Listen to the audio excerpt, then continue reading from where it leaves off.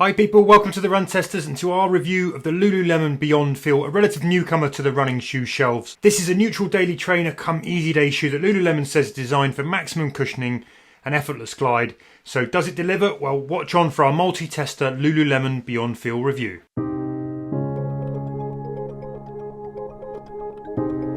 Just give you some quick details then, starting with the stack height. And the Lululemon BeyondFeel has 37mm in the heel, 27mm in the forefoot for a 10mm drop.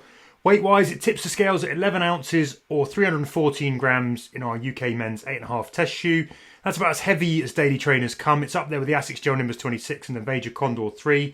When it comes to price, the Lululemon BeyondFeel will set you back £148 in the UK and $158 in the US. So moving on to a quick shoe whip round then, starting with the midsole here, and what you've got here is a stack of supercritical foam. It's quite firm to the squeeze test in the heel and a little softer in the forefoot area, with no substantial rockering here to speak of.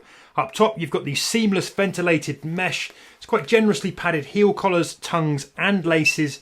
You've also got these little overlay clips here just forward from the base of the heel, presumably there to improve the hold.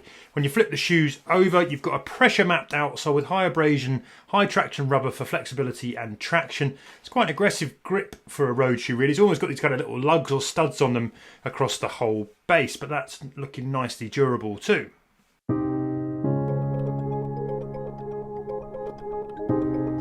Now when it comes to fit, I've got my regular running shoe size here, which is a UK 8.5. Interestingly, the Lululemon website warns that the shoes use US sizes and run small. That's the UK website says that anyway. But here's how I found it once it was on the foot.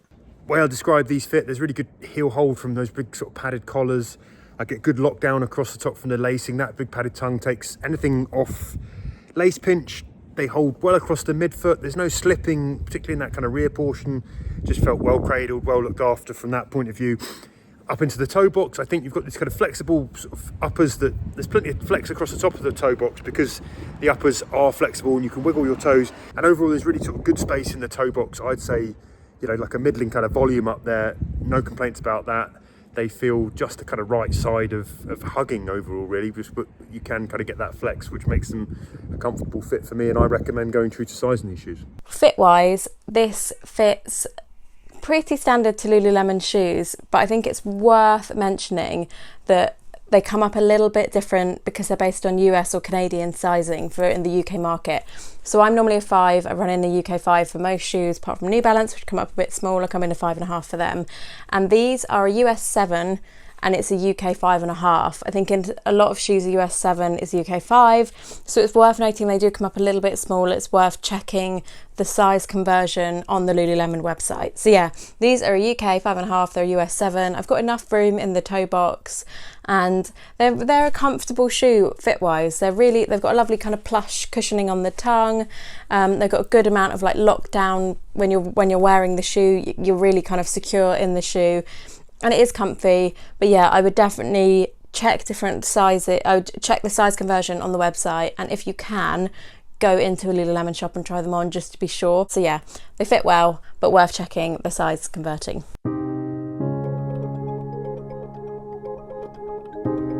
So in testing, I've logged just short of 50k in the Lululemon BeyondFeel. At times, I've mixed up the paces, but a large chunk of my testing has been at the easier end of my efforts, mainly because these shoes, they're a bit on the bulky side, a bit too bulky basically to be a genuine fast effort shoe. So that's where I've concentrated my efforts on easy and recovery stuff.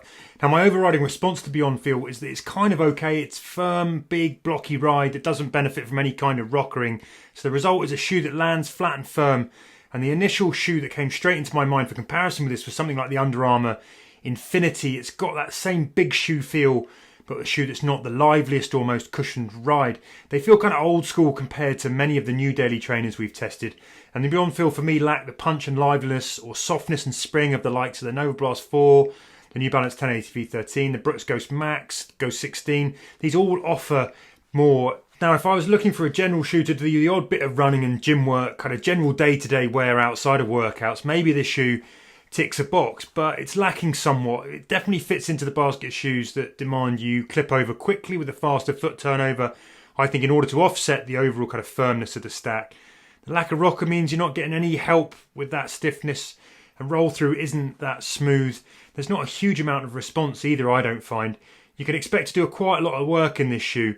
They're also quite heavy and they feel like quite a lot of shoe on the foot. Pretty bulky. I do like the roomy, flexible uppers, and the footbed does soften things up a touch. But I think a lot of runners are going to find these a bit blocky and a bit firm, particularly when you compare it to other more recent shoes. Now, particularly those who also like a more kind of softer, more forgiving feel underfoot. Even on the recovery runs, you feel a bit more of the pavement coming up through than plenty of other shoes. Now, I quite like a firm, stiff shoe, but even for me, I'd like a bit more protection. Generally speaking, I think things have shifted on a bit in terms of shoes, and there are many other more versatile daily options out there that I think are going to kind of suit what people have been looking for in terms of softness and ride. We said this in the first look, and I'll say it again.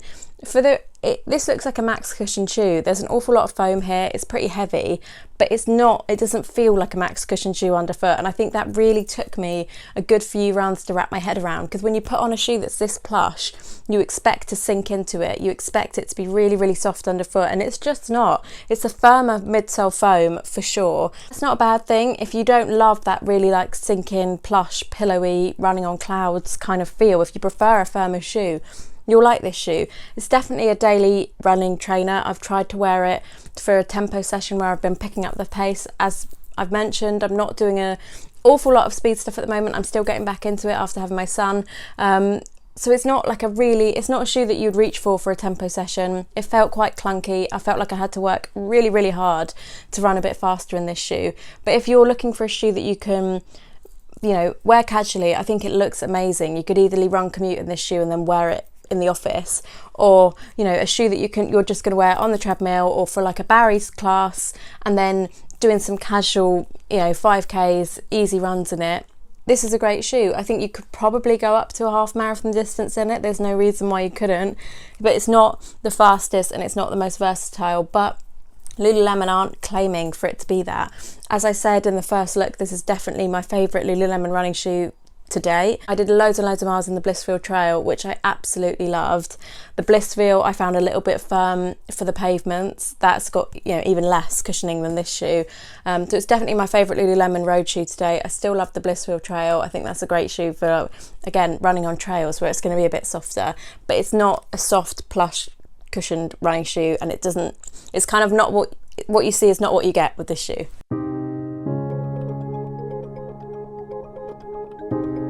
So my verdict, should you buy this shoe? I think if you're looking for a daily running shoe, there are shoes on the market for this price point that you can get a lot more out of. The Asics Gel Nimbus 25, 26, the New Balance 1080 V13, they're kind of everyday running shoes around this price point where you get a lot more, you get that versatility, you get that bounce, and you can pick up the pace in them. You can't do that with this shoe. So I think if you're looking for a kind of more of an all-rounder, there are other things on the market that are probably better suited for you. If you're a fan of Lululemon, you love the look of the shoe, and they do it in some really beautiful colourways as well, and you want a shoe that you can run commute in and wear in the office and feel like you look cool in it, this is a great shoe. It's a good, daily running shoe, but it's not got a lot of versatility, and I think it's my favourite shoe from Lululemon so far, but it's not a shoe that I would necessarily reach for my day-to-day training. I think I personally want a little bit more cushion underfoot. Verdict then, well, the Lululemon BeyondFeel is one of these shoes that's kind of fine but not great. I don't hate them, I don't love them, they're pretty vanilla, but crucially for me, they're a bit way off the performance of many of their daily shoe rivals in what is a heavily competitive space now. There's a shade of the Under Armour here with a ride that's a bit bricky and a bit blocky, kind of competent but not really setting my world on fire. So in a world where we've got some really, really good versatile daily trainers and easy shoes, I'd say this is an okay attempt. I see why Lululemon has it now in their lineup, but I don't think they've nailed it. They're not bringing anything particularly new. And I definitely recommend shoes like the Saucony Ride 17, the Brooks Ghost 16, or the Ghost Max, or the Nova Blast 4, Pure Velocity Nitro 3, all of those over these. They're around about the same price, and I think just do a better versatile job.